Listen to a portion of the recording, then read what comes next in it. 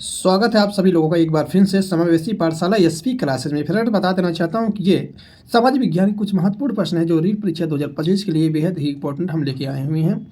इसमें से आपको ज़रूर कुछ क्वेश्चन ऐसे हों जो एग्जाम में आपको देखने को मिल सकते हैं। तो जाइए, आप जितनी वीडियो है सब वीडियो को वॉच कीजिए मेरे यूट्यूब चैनल पर, और चैनल पर नए हैं तो फ्रेंड चैनल को लाइक कीजिए, सब्सक्राइब जरूर कर दीजिएगा।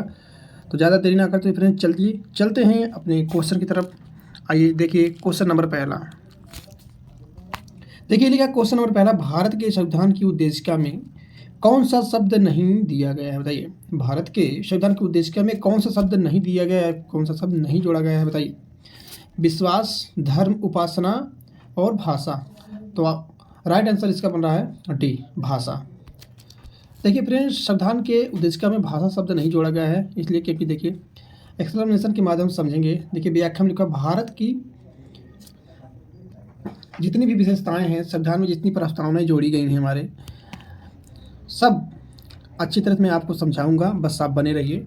देखिए लिखा कि संविधान की प्रस्तावना संविधान के सिद्धांतों को प्रस्तुत करती है। बिल्कुल सही बात है। यह अपने अधिकार के स्रोतों को इंगित करते हैं, ये भी बात सही है। देखिए प्रस्तावना 26 नवंबर 1949 को संविधान द्वारा स्वीकृत की गई थी और 26 जनवरी 1950 को लागू की गई थी। बिल्कुल सही बात है। वहीं पे हम देखेंगे प्रस्तावना परिचयात्मक कथन है जो संविधान के दर्शन और उद्देश्यों की व्याख्या करता है। बिल्कुल सही बात है। वहीं पे देखेंगे हम, देखिए प्रस्तावना पंडित नेहरू द्वारा बनाए और पेश किए गए एवं संविधान द्वारा अपनाए गए उद्देश्य प्रस्ताव पर आधारित है। इससे बरिसाहवें संविधान संशोधन अधिनियम 1976 द्वारा संशोधन किया गया और इसमें समाजवादी, याद रखना, समाजवादी, धर्मनिरपेक्ष और अखंडता शब्द शामिल किए गए। 3 शब्द जोड़े गए थे, समाजवादी, धर्मनिरपेक्ष और अखंडता शब्द शामिल किए गए थे। थोड़ा और हम समझेंगे। देखिए प्रस्तावना से संबंधित और बातें कुछ हैं। देखिए फ्रेंड लिखा हुआ है कि N.A. पालकीवाला, देखिए प्रस्तावना को संविधान का परिचय पत्र कहा इन्होंने, ठीक है ना। वहीं पे अल्लादी किसड़ा स्वामी अय्यर ने क्या कहा? इन्होंने कहा कि संविधान की प्रस्तावना हमारे दीर्घकालिक सपनों का विचार है। बहुत अच्छी बात इन्होंने बोला। के एम मुंशी ने बोला, क्या कहा? देखिए उन्होंने कहा कि प्रस्तावना हमारी संप्रभु लोकतांत्रिक गणराज्य का भविष्य है, फल है। बिल्कुल सही बात है। उन्होंने कहा कि प्रस्तावना हमारी संप्रभु मतलब होता है सर्वोच्च, लोकतांत्रिक गणराज्य का भविष्य फल है।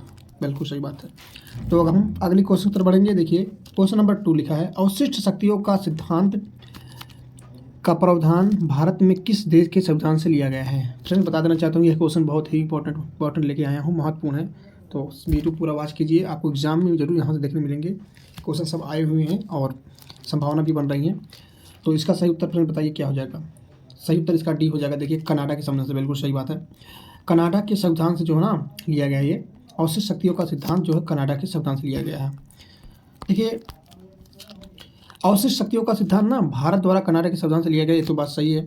और आगे देखिए हम थोड़ा और विस्तार से समझेंगे। देखिए स्रोत की कहाँ से अपने भारतीय संविधान में किस किस देश से संविधान ऐड किए गए हैं, विशेषताएं, तो हम समझेंगे। देखिए लिखा है ब्रिटिश संविधान। आइए ब्रिटिश संविधान के बारे में समझते हैं। देखिए संसदीय शासन ठीक है, विधि का शासन ठीक है, संयुक्त प्रक्रिया ठीक है, एकल नागरिकता, मंत्रिमंडल प्रणाली ठीक है, परमाधिकार, लेख, मठ, द्विव सदनवाद, ये जितनी भी शब्द आपको दिख रहे हैं विशेषताएं, ये सब अपने भारतीय संविधान में ऐड किया गया है, ठीक है ना। तो ये ब्रिटिश संविधान से लिया गया है। वहीं पे अगर हम देखेंगे अमेरिका के संविधान से, तो अमेरिका के संविधान से जो लिया गया है, देखिए मूल अधिकार, जिसमें 6 अधिकार दिए गए हैं। न्यायपालिका की स्वतंत्रता यहीं से लिया गया अमेरिका के संविधान से। न्यायिक पुनर्वलोकन का सिद्धांत, उपराष्ट्रपति का उच्चतम न्यायालय और उच्च न्यायालय के न्यायाधीशों का पद से हटाया जाना यहाँ से ही लिया गया है। और राष्ट्रपति पर महाभियोग, मतलब प्रेसिडेंट पर अगर हम महाभियोग सुनते हैं कि लगा दिया गया है, तो प्रेसिडेंट पर महाभियोग जो लगाने की प्रक्रिया है वो अमेरिका के संविधान से लिया गया है। वहीं पे अगर हम फ्रांस की बात करेंगे फ्रेंड्स, बिल्कुल डिटेल में हम समझाएंगे, आपको एकदम समझ में सब आ जाएगा। देखिए फ्रांस के संविधान से जो लिया गया है, गणतंत्रात्मक और प्रस्तावना में स्वतंत्रता और क्या है, समता और बंधुता के आदर्श फ्रांस के संविधान से लिया गया है। और याद रखना, समता और बंधुता के आदर्श सीटेट में पूछा जा चुका है। ये क्वेश्चन पूछा गया था कि संविधान समता और बंधुता जो शब्द है किस देश से लिया गया है, तो फ्रांस के संविधान से लिया गया है।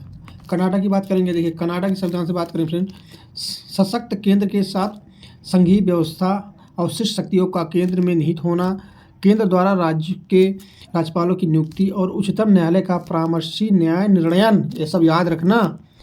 तो फ्रेंड ये सब जो है इसकी विशेषताएं रहीं।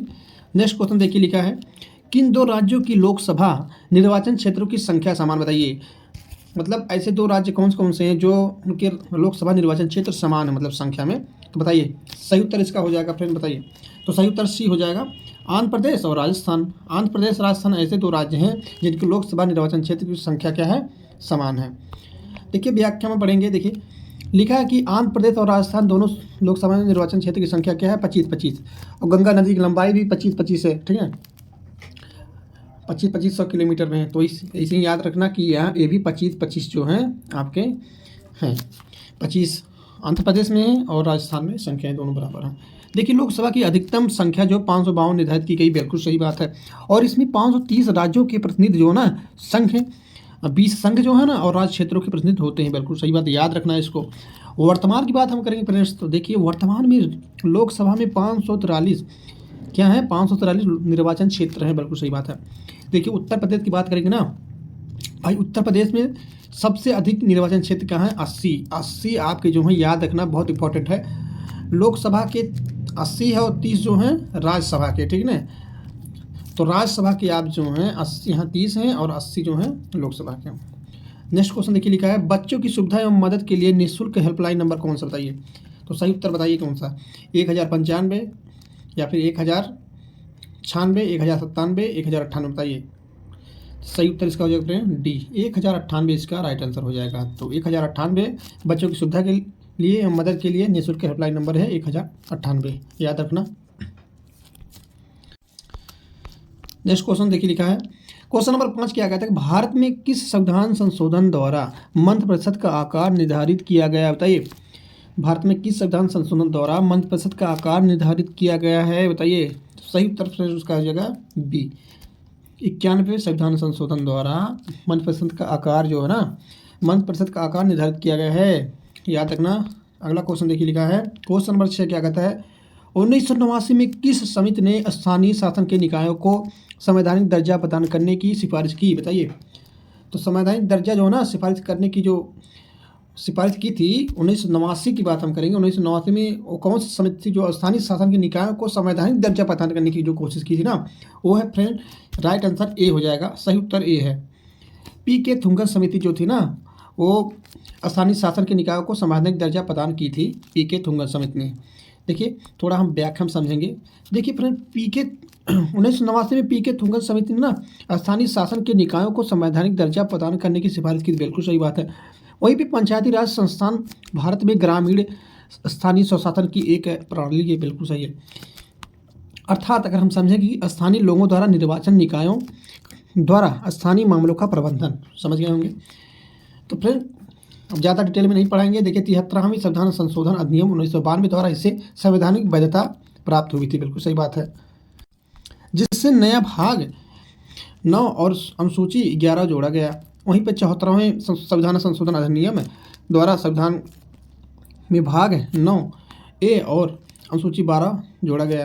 अनुच्छेद 40 आवश्यक शक्तियों के साथ स्थानीय स्वशासन के लिए प्रावधान करता है, बिल्कुल सही बात है।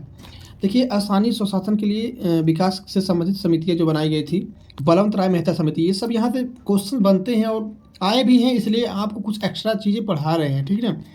आगामी एग्जाम के लिए भी बहुत ही इंपॉर्टेंट है, बीपीएससी के लिए जो है आपके सीटेट है और रीट है, यहाँ पे ईएमआरएस वाले मतलब केवीएस वाले भी यहाँ से क्वेश्चन बनते हैं, ठीक है।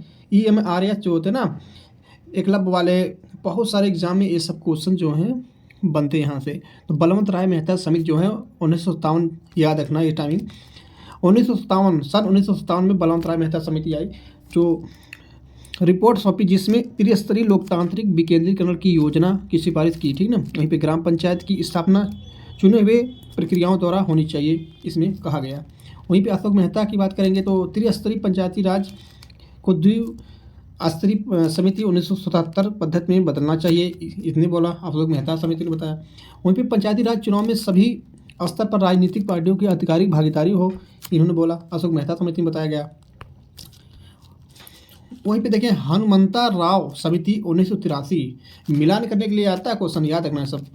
वहीं पे देखिए इन्होंने बोला गया, इसमें बोला गया कि जिला अधिकारी अथवा किसी मंत्री के अधीन अलग जिला योजना निकायों की वकालत की, ठीक ना। जी के राव समिति 1985, इसमें क्या कहा गया देखिए, जिला परिषद को लोकतांत्रिक विकेंद्रीकरण में सर्वाधिक महत्वपूर्ण स्थान दिया जाना चाहिए, बिल्कुल सही बात है। एल.एम. सिंघवी समिति बहुत इंपॉर्टेंट है, बहुत बार पूछा गया है। तो 1986 का डेट जरूर याद करना आप, ठीक ना।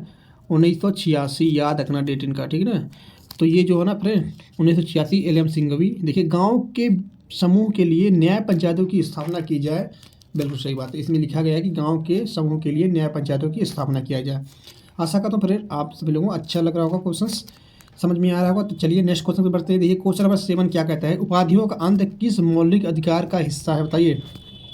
समता का अधिकार, स्वतंत्रता का अधिकार, शोषण के विरुद्ध अधिकार, सांस्कृतिक और शैक्षिक अधिकार, बताइए। तो सही उत्तर इसका बन रहा है ए, समता का अधिकार जो है ना, सबको समान अधिकार मिलना चाहिए, उपाधियों का अंत में लिखा गया है। तो आइए थोड़ा समझते हैं। देखिए लिखा है कि भारतीय संविधान के अनुच्छेद 14 से 18 तक, बिल्कुल सही बात, 14 से 18 तक समानता के अधिकार का वर्णन किया गया है। सभी नागरिकों को समानता प्रदान करने के लिए उपाधियों का अंत आवश्यक है, बिल्कुल सही बात है। जिसके लिए भाग 3 के अनुच्छेद 18 में उपाधियों का अंत करने का प्रावधान करके समानता के अधिकार को और अधिक प्रभावी बनाया गया है। मतलब भाग जो है ना फ्रेंड, भाग 3 और आर्टिकल जो है ना, आर्टिकल जो फ्रेंड वो है क्या, 18, उपाधियों का अंत याद रखना। देखिए उपाधियों का अंत भाग 18, राज्य सेना या विधा संबंधी सम्मान के सिवाय और कोई उपाधि प्रदान नहीं करेगा, बिल्कुल सही बात है। दूसरा नंबर है, भारत का कोई नागरिक किसी विदेशी राज्य से कोई उपाधि स्वीकार नहीं करेगा, बिल्कुल सही। मतलब कोई भारत का कोई भी नागरिक, कोई नहीं पर्सन, और विदेशी राज्य से कोई उपाधि जो है ना धारण नहीं करेगा, स्वीकार नहीं करेगा। तीसरा नंबर देखिए, कोई व्यक्ति जो भारत का नागरिक नहीं है, बिल्कुल सही। देखिए क्या बताया गया कि कोई व्यक्ति जो भारत का नागरिक नहीं है और राज्य के अधीन लाभ या विश्वास के किसी पद को धारण करते हुए विदेशी राज्य से कोई उपाधि या भेंट या उपलब्धि राष्ट्रपति की सहमति के बिना स्वीकार नहीं करेगा। जब तक राष्ट्रपति सहमति नहीं दे देगा आपको, तब तक ऐसे भेंट जो उपाधि आपको स्वीकार नहीं करना है। आइए देखिए फिर लिखा है कि मौलिक अधिकार के बारे में समझ लेते हैं। देखिए समानता का अधिकार 14 से 18, बिल्कुल सही बात है। 14 से 18, आर्टिकल 14 से 18 के बीच में समानता के अधिकार को समाहित किया गया है। नंबर 2 स्वतंत्रता का अधिकार है। देखिए आर्टिकल 19 से आर्टिकल 22 तक, बिल्कुल सही बात है।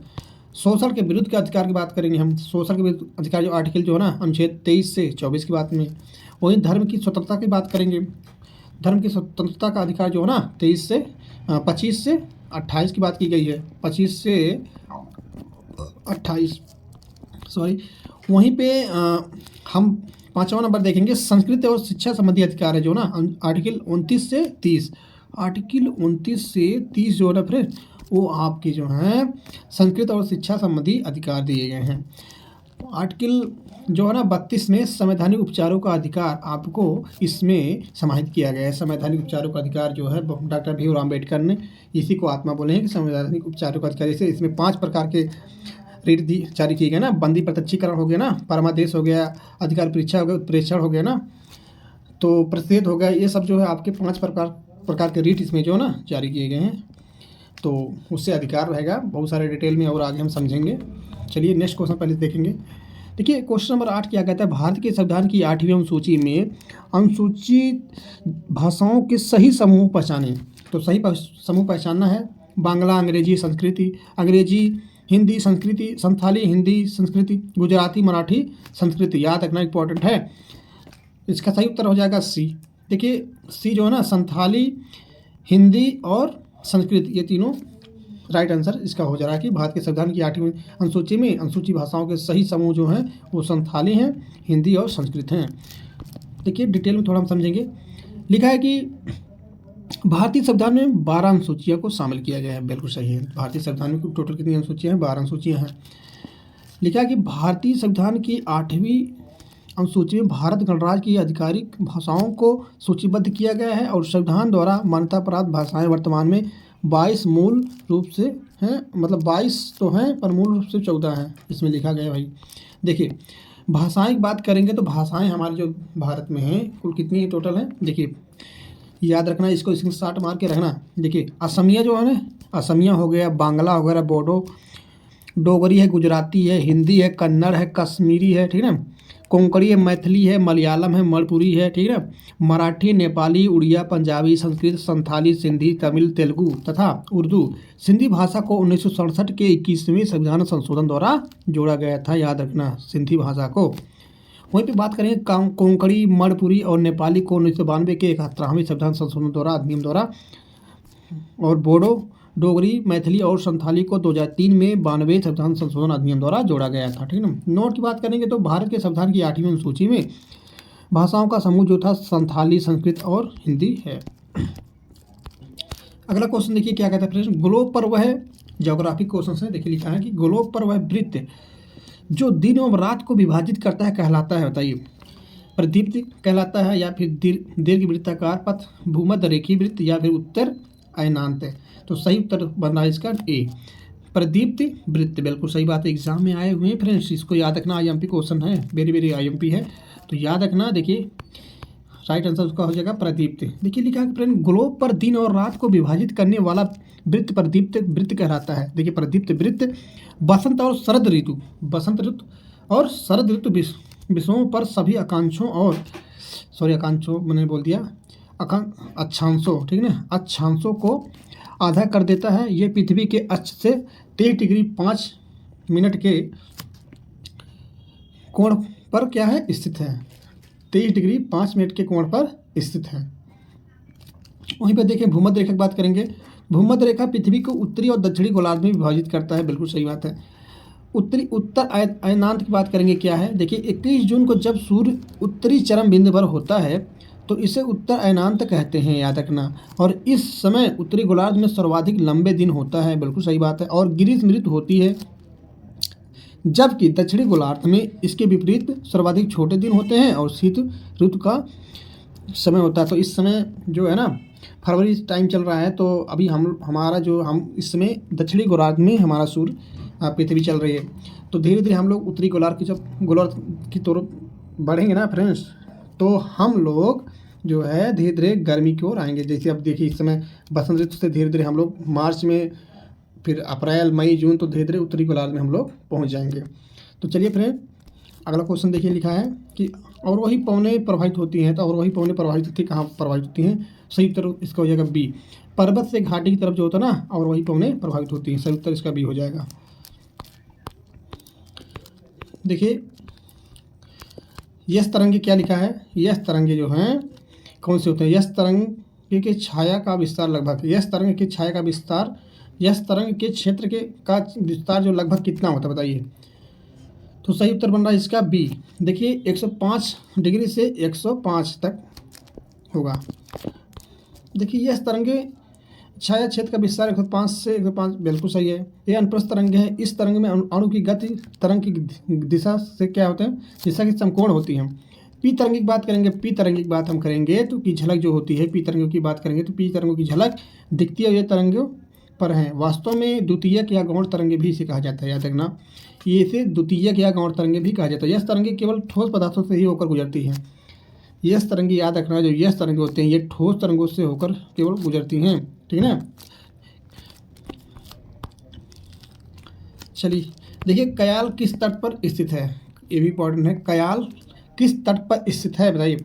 तो सही उत्तर इसका बन रहा है मालाबार तट हो जाएगा इसका। देखिए फ्रेंड मालाबार तट ना इसका सही उत्तर हो जाएगा। तो मालाबार तट कयाल तट पर स्थित है। देखिए कयाल जो है ना मालाबार तट पर स्थित है, ये केरल में पाया जाने वाला पश्च जल है जो मालाबार तट की प्रमुख विशेषता है। देखिए केरल की बात करेंगे तो लैगून झीलों का कयाल कहा जाता है केरल में, ठीक है। वहीं पे बात करेंगे मालाबार तट जो है, देखिए केरल राज्य में अवस्थित पश्चिमी घाट और अरब सागर के बीच भारतीय प्रायद्वीप के पश्चिम तट के समानांतर एक संकीर्ण तटवर्ती क्षेत्र है। कोरोमंडल की बात करेंगे, कोरोमंडल तट जो है ना तमिलनाडु और आंध्र प्रदेश का दक्षिणी पूर्वी तटीय क्षेत्र है।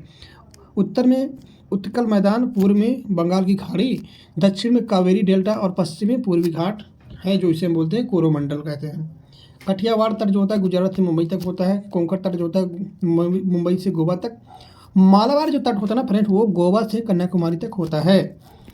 नेक्स्ट क्वेश्चन देखिए, लिखा है कि बैथोलिथ है, लैकोलिथ है, लैपोलिथ है, फैकोलिथ संबंधित किससे बताइए? भूकंप से है, नदी से है, या फिर शिल्पकार से है, या फिर गुरुत्वाकर्षण से, ग्रेविटी बल से है? बताइए किससे है? तो सही उत्तर इसका बन रहा है बी। देखिए शिल्पकार से होगा ये। वो कैसे, आइए थोड़ा समझते हैं व्याख्या में।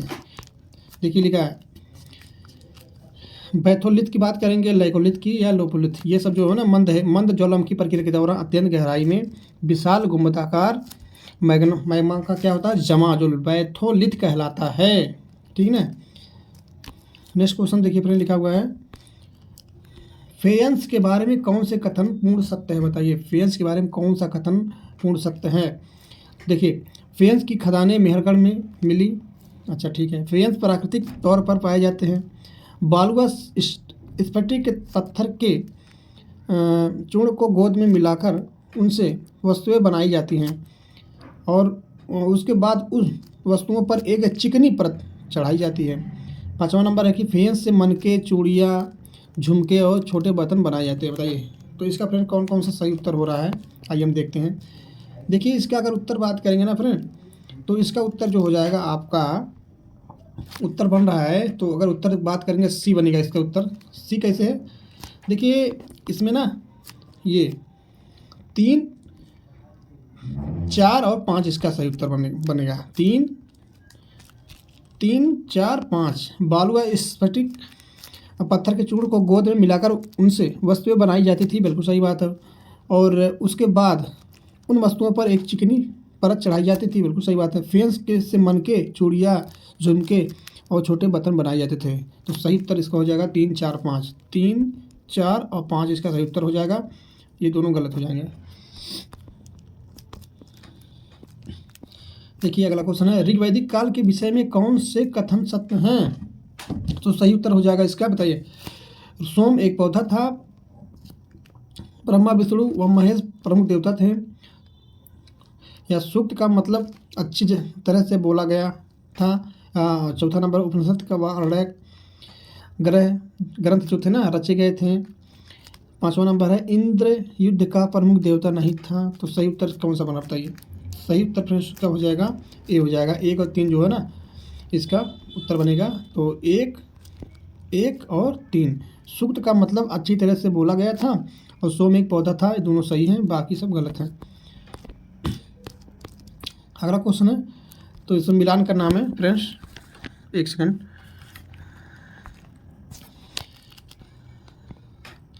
देखिए सही सुमेलित है, ऑलरेडी सही सुमेलित है। क्या लिखा है देखिए, ऊष्णकटिबंधीय जो है ना, ऊष्णकटिबंधीय सदाबहार वन कौन कौन से आते हैं, बस यही जानना है आपको। तो महोगनी हो गया, रोजवुड हो गए, एनी है, इबोनी है, महोगनी इंपॉर्टेंट है। तो ऊष्णकटिबंधीय सदाबहार वन के अंतर्गत आते हैं। वहीं पे ऊष्णकटिबंधीय पर्णपाती को बात करेंगे तो जैसे उत्तर प्रदेश में, उत्तरी पश्चिमी उत्तर प्रदेश में पाया जाता है। जैसे यहाँ पे साल हो गया ना, सौगौन हो गया, शीशम हुई ना, जो घर पे लगभग मिलते हैं आपके, शीशम हो गए, सौगौन हो गए, नीम हो गए, सेमूल हो गए, कुसुम है, चंदन है, आंवला है ना, महुआ है, हुर्रा जिसे बोलते हैं, ये सब जो ऊष्णकटिबंधीय पर्णपाती के अंतर्गत आएंगे। वहीं पे अगर हम देखें ना पर्वतीय की बात करेंगे तो पर्वतीय जो है ना, स्प्रूस है, चीड़ है, चंपा, ये सब पर्वतीय पौधे हैं। मैंग्रोव बात करेंगे, ताड़ हो गया, खोखले पाइन हो गया, मैंग्रोव खजूर हो गया, बुलेट वुड हो गया, ये सब जो है आपके मैंग्रोव के अंतर्गत आएंगे। तो आशा करता हूँ फ्रेंड ये क्लास आपको अच्छी लगी होगी। तो फ्रेंड्स मिलते हैं अगले वीडियो में। चैनल पे लाइक कीजिए, सब्सक्राइब कीजिए और अच्छी तरह से इसको वीडियो दोबारा वॉच कीजिएगा।